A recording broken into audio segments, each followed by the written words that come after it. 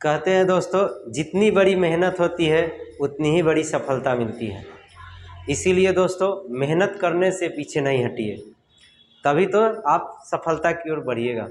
दोस्तों, मैं अजय कुमार यादव, आज मैं आपको क्लास 9 का NCERT बुक का 13 चैप्टर यानी 13वां चैप्टर, जिसका नाम है घन और घनाभ।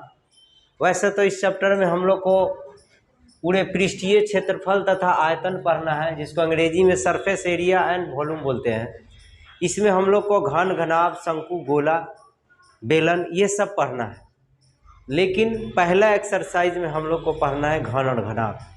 तो हम लोग सबसे पहले घन और घनाभ के बारे में जानते हैं कि घन और घनाभ होता क्या है। देखिए, अभी तक हम लोग जो भी पढ़ते थे 7 क्लास 8 क्लास में भी पढ़ते थे, घन घनाभ के बारे में पढ़ना था। लेकिन यहाँ पे डिटेल्स हम लोग जानेंगे घन घनाभ के बारे में। आयत हम लोग पढ़ते थे, वर्ग पढ़ते थे, तो उसमें केवल लंबाई और चौड़ाई होता था। लेकिन इसमें ऊंचाई भी होगा। बस लंबाई, चौड़ाई और इसमें एक मिला दिया गया है ऊंचाई। इसीलिए जो वर्ग हम लोग पढ़ते थे वही यहाँ पे घन बन जाता है अगर इसमें ऊंचाई शामिल हो गया है। इसीलिए क्या बन गया? घन। और हम लोग जो आयत पढ़ते थे उसमें क्या मिल गया है? ऊंचाई। इसीलिए क्या बन गया है? घनाभ। तो ये दोनों चित्र क्या है? ये घन का है और ये घनाभ का है। तो इससे रिलेटेड हम लोग सारी चीज़ें पढ़ेंगे। पहले हम लोग वो बातें जानते हैं कि घन घनाभ में समानता क्या है और घन घनाभ होता क्या है। तो घन घनाभ देखिए, घन और घनाभ के आकार का हमारे पास कोई वस्तु होता है, या तो कोई घर का ले लीजिए, उसमें लंबाई और चौड़ाई क्या होता है और ऊंचाई भी शामिल होता है। तो इस तरह के वस्तु हो या कोई भी घर मकान हो, वो सब क्या होते हैं? घन और घनाभ के आकार होते हैं। पर अब दोनों में अंतर क्या होता है? देखिए, जिसका लंबाई, चौड़ाई, ऊंचाई अगर तीनों बराबर है तो वो क्या हो जाता है? घन। और जिसमें लंबाई, चौड़ाई, ऊंचाई तीनों अलग हो वो क्या हो जाते हैं? घनाभ। यानी कि जिसमें तीनों, यानी 3 में कौन कौन हो गया? लंबाई, चौड़ाई, ऊंचाई तीनों बराबर हो जाता है तो वो क्या हो जाता है? घन।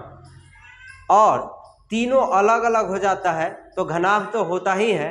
लेकिन कोई दो बराबर भी हो जाए तो भी क्या होता है? घनाभ ही होगा। याद रखिएगा, तीनों में से कोई बराबर नहीं रहेगा तो भी घनाभ, या तो कोई दो बराबर होगा तो भी क्या हो जाएगा? घनाभ। लेकिन घन में क्या होगा? तीनों बराबर होगा। ये बातें समझ में आया। लेकिन इसका अब पृष्ठीय क्षेत्रफल और आयतन के बारे में जानना है तो ये हम लोग अगले टॉपिक में, अगले क्लास में पढ़ेंगे। यहाँ पे हम लोग जानते हैं दोनों में समानता क्या होता है। तो आइए हम लोग बोर्ड पर कुछ बातें लिखे हैं जिसको समझिए। घन और घनाभ में समानता। देखिए, ये घन और घनाभ में क्या समानता होता है वो हम लोग जानते हैं। और ये कॉम्पिटिटिव के ख्याल से या कोई भी बैंकिंग एग्जाम हो, रेलवे हो, कुछ भी हो, ये पूछता जरूर है। और 9th 10th में भी ये पूछता है। तो 8 क्लास में भी पढ़ना था इसके बारे में। तो बच्चों को अक्सर ये दोनों में फर्क नहीं पता चलता है, क्या समानता है, इसमें क्या डिफरेंट है, अलग है, ये बातें नहीं पता चलता है। आज मैं वही बताना चाहता हूँ। देखिए, घन और घनाभ में समानता, इसमें क्या समानता है? देखिए, पहला नंबर में लिखे हैं कोण या शीर्षों की कुल संख्या क्या होती है? 8। तो ये दोनों में कोण और शीर्ष क्या होते हैं? समान होते हैं। समझ में आया? और सतह भी क्या होते हैं? समान होते हैं दोनों में। फिर उसके बाद किनारा या कोण बोलते हैं, वो भी क्या होते हैं? समान होते हैं दोनों में। और विकर्ण भी दोनों में क्या होते हैं? समान होते हैं। अब कितना होते हैं वो हम लोग जानेंगे। सबसे पहले ये जानते हैं कि घन और घनाभ में अब आप शीर्ष लिखे हैं, किनारा लिखे हैं और सतह लिखे हैं, कोण लिखे हैं, विकर्ण लिखे हैं, ये सब कैसे होता है, कहाँ पे होता है, वो उसका जानकारी मैं इस डिब्बे के जरिए बताता हूँ। देखिए, सबसे पहले हम लोग लिखे हैं कोण या शीर्षों की कुल संख्या। कोण क्या होता है? देखिए, ये एक डिब्बा है, आप देख रहे हैं। तो इसमें देखिए, ये शीर्ष, ये लास्ट वाला भाग है ना, क्या लिखे हैं? 1 2 3 4, ये है ये कोण दिख रहा है ना, ये 4 कोण है, तो 4 इधर है और 4 इधर भी है, देखिए, है ना, 4 हुआ, तो 4 4 कितना हो गया 8। तो ये घन हो या घनाभ आकार का कोई भी डिब्बा हो या कोई घर हो, इसमें कोनों की संख्या या शीर्ष बोलते हैं इसको, क्या हो गया 8। तो ये होता है कोण। तो वही यहाँ पे लिखे हैं, कोण या शीर्षों की कुल संख्या कितना होता है 8, किसमें, घन हो या घनाभ हो, दोनों में, ठीक। उसके बाद क्या लिखे हैं, सतहों की कुल संख्या 6। तो दोनों में सतहों की कुल संख्या 6 ही होता है। अब आपसे घन में पूछे तो 6 ही बताना है, घनाभ में पूछे तो 6 ही बताना है। अब 6 कैसे होता है और सतह कौन होता है, आइए इस डब्बा के जरिए समझिए। देखिए ये जो हिस्सा दिखाई दे रहा है ये सतह है, फिर ये जो हिस्सा दिखाई दे रहा है ये सतह है, और ये भी सतह है, ये भी सतह है, और ये भी सतह है। समझ में आया? तो कितना हुआ, अब काउंटिंग करते हैं हम लोग। देखिए ये सतह है, तो ये सतह है, तो इसके पीछे भी एक इसी तरह है ना, तो ये एक सतह है, तो इसके पीछे वाला ये हिस्सा भी सतह है। तो अगर ये एक है तो एक पीछे भी है, तो कितना हो गया 2, ठीक। फिर एक ये है, देखिए ये है, तो एक ये है, तो इसके पीछे भी एक है, तो कितना हो गया 2। तो कितना हो गया 2, ये इस तरह का जो भाग है 2 है, और इस तरह का भाग कितना है 2, तो 2 2 कितना हो गया 4।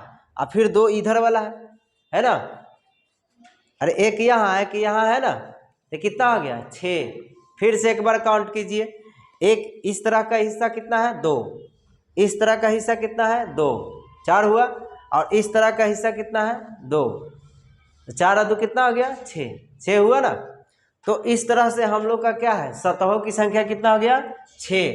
अब क्या दिया है, किनारों या कोरों की कुल संख्या, किनारों या कोरों की कुल संख्या कितना होता है। देखिए किनारा जो होता है अंतिम छोर होता है, आप जानते हैं गंगा के किनारे जाते हैं, तो गंगा का अंतिम छोर जहाँ पे होता है उसी को क्या बोलते हैं, किनारा। समझ गए? तो वही इसमें भी कोई भी वस्तु में किनारा होता है।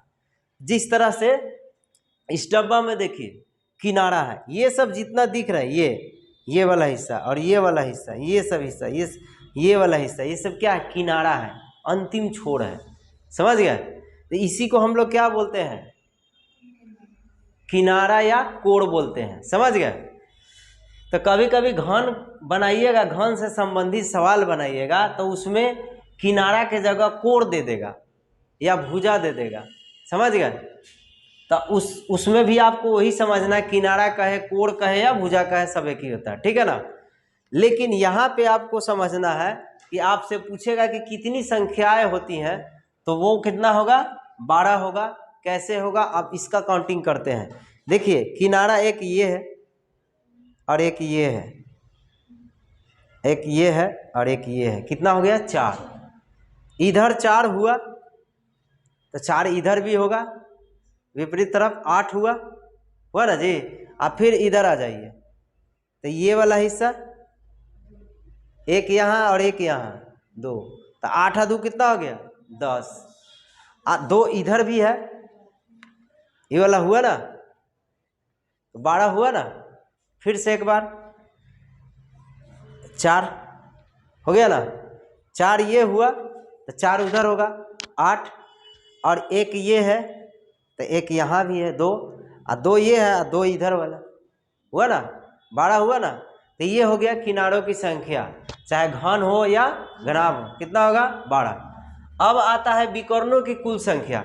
तो मैं इस डिब्बा के सहारे तो नहीं बता सकता हूँ, इस चित्र में देख लीजिए, चित्र के सहारे मैं बता सकता हूँ। जैसे मैं कोई एक चित्र बनाता हूँ, घन हो या घनाभ हो, कोई भी हो, मैं इस फिगर में बताकर रफली,